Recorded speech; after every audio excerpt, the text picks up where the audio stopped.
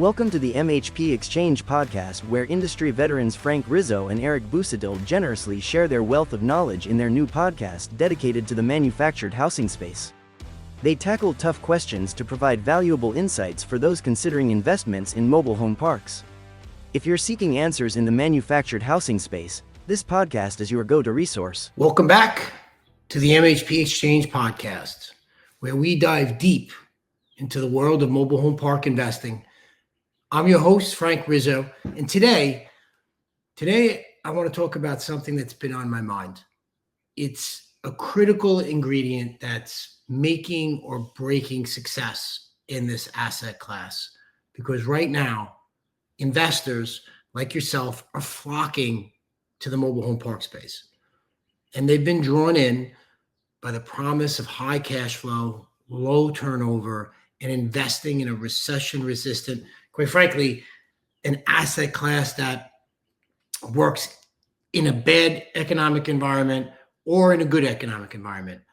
And yes, all of that can be true, but there's something else. There's something deeper that's driving the stickiness of this asset class.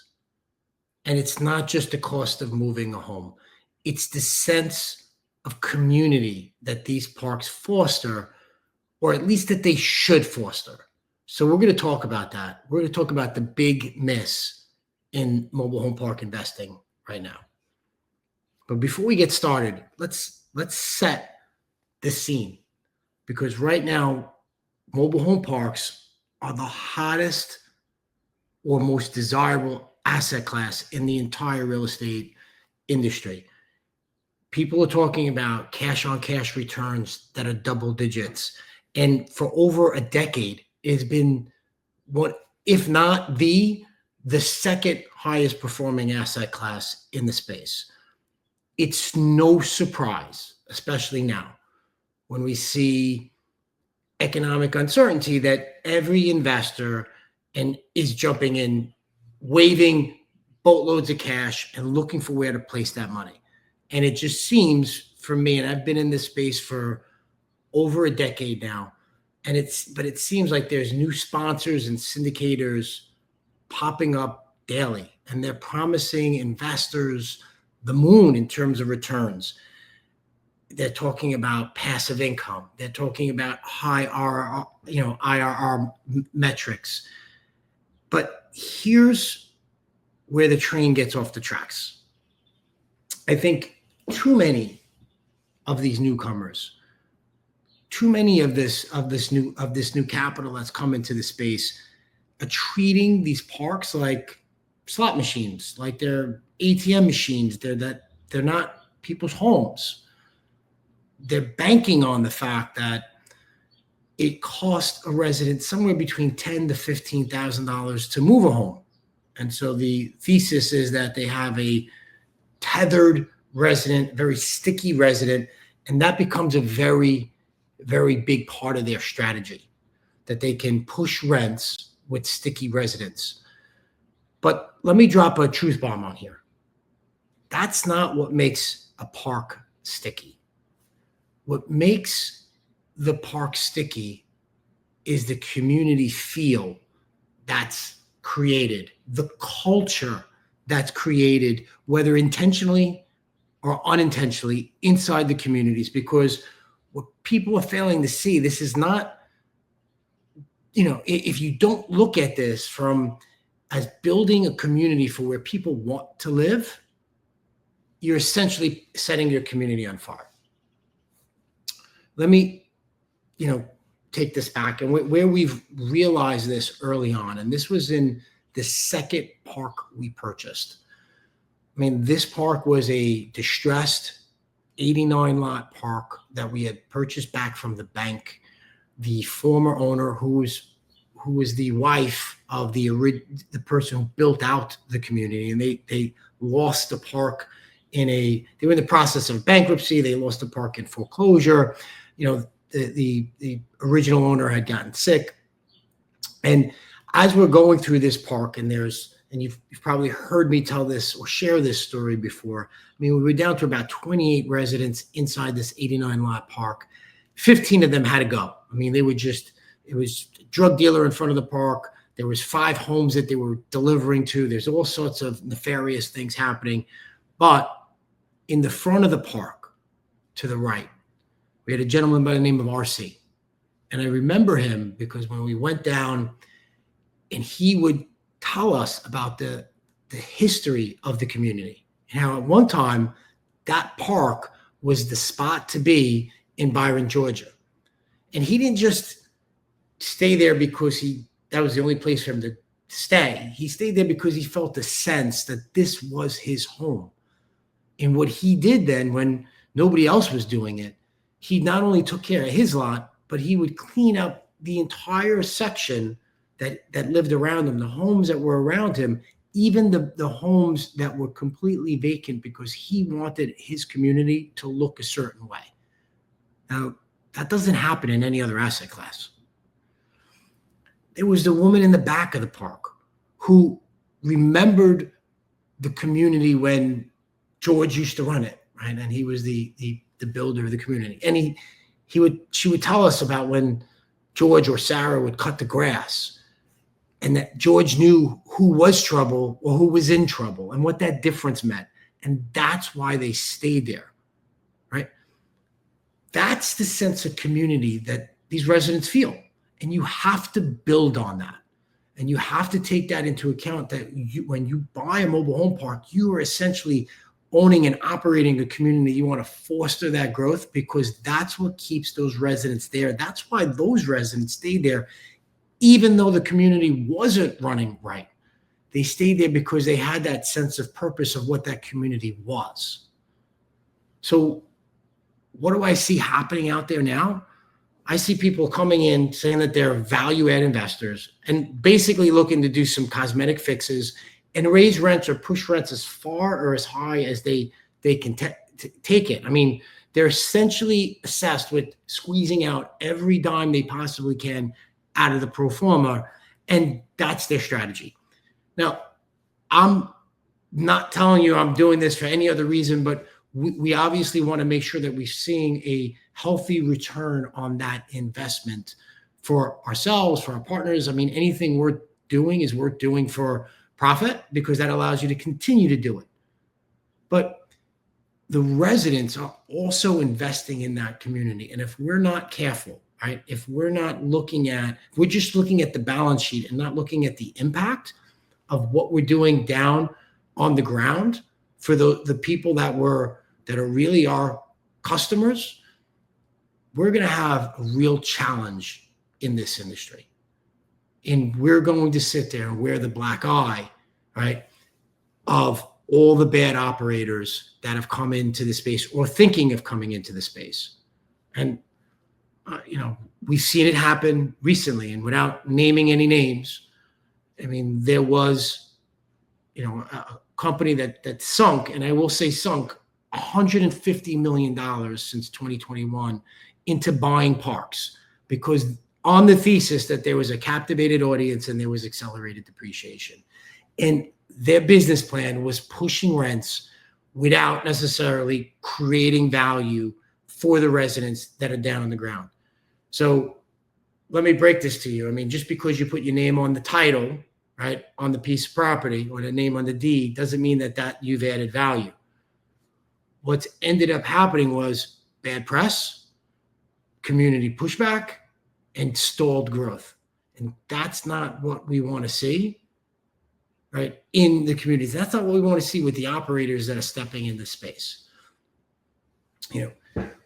Quite frankly, there is a stigma in a lot of these communities or cities when it comes to a mobile home park or a trailer park, because of, maybe you're looking at that trailer park as being run down.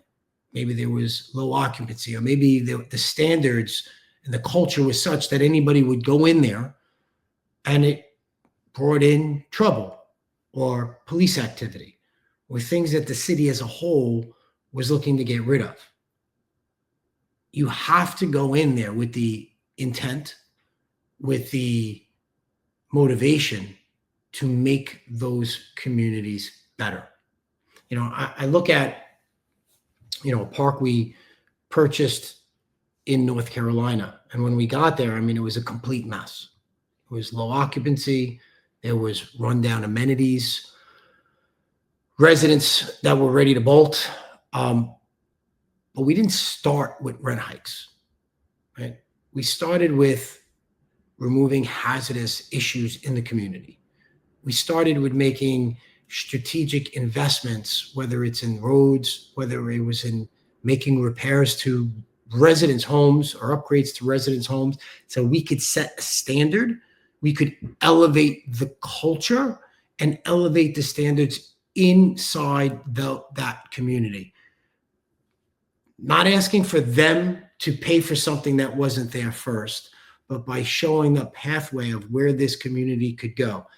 And the end result, right, after hearing the residents' frustrations, after seeing the work that we put in, the end result is that we were able to move the rents forward, right? We were able to increase rents because the residents saw value in it with less pushback, right? With the fact that they did see value in being part of that community. But we also saw that residents were willing and able to go out and refer friends, families, members, co-workers to come live in that community as well. Now, we continue to see occupancy grow. We have collections over 93%. We have residents taking pride in their homes because, they want to be part of our, lot of the month program, which gives a win for them and an opportunity for them to show off the work that they've done. And for us and for our investors, while it was deferred gratification in the front end, we still seen double-digit growth, and we've added nearly $1.5 million in appreciation to that asset in 24 months.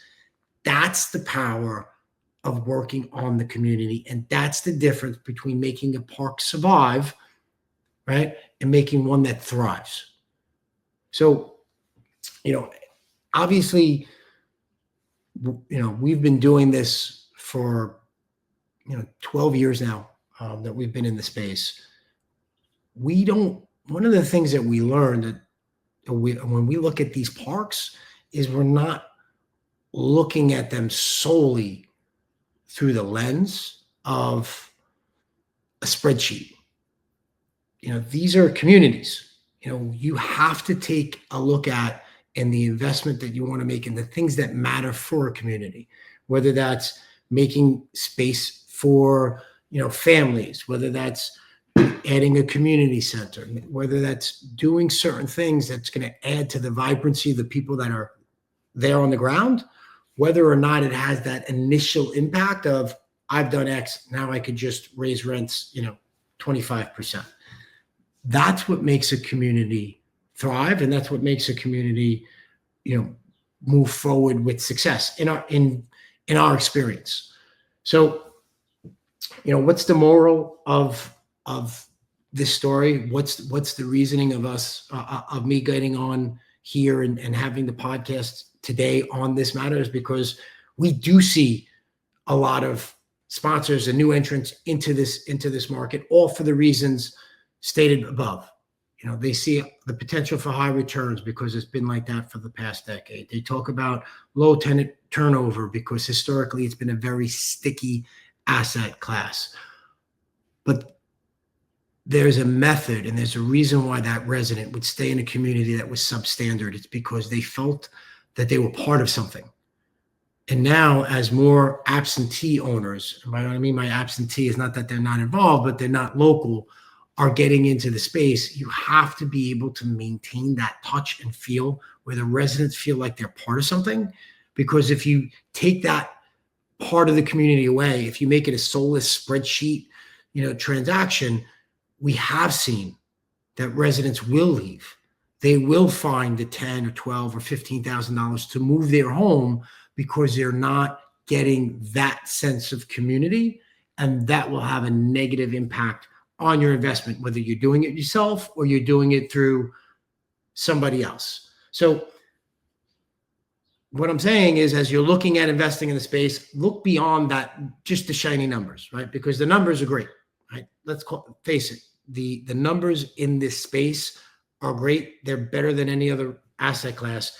But the key to sustainable returns is making sure that there is community engagement, that there's community involvement. One of the things that we always look at when we're talking about our managers, and one of our KPIs for them, is how many referrals are we getting from community members?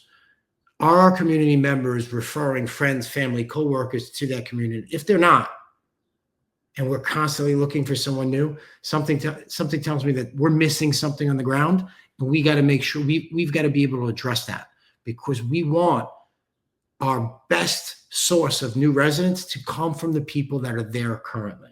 So I'm going to wrap this up with a challenge.